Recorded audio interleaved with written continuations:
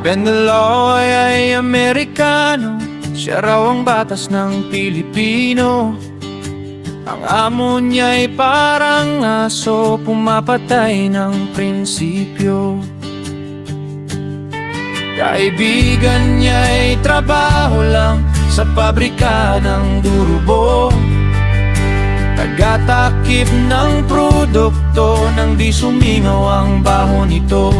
Takip doon, takip dito, masila ng tatakpan nyo. Pag sumingaw, sigurado ang bayan nyo ay gugulo.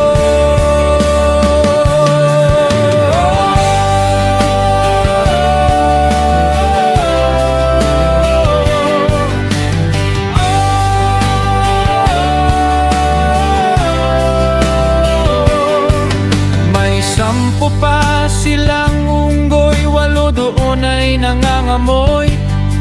Ang 2 ay namumutla, takot sa kasong gawa-gawa. Ang tunay pala nilang amo, mukhang adik at panggulo.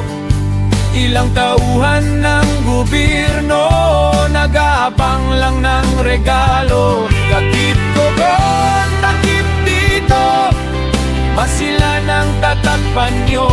Pag sumingaw, sigurado ang bayan nyo ay gugulo.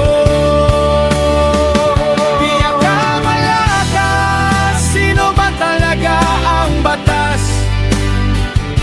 Batas ng tao o batas ng amo?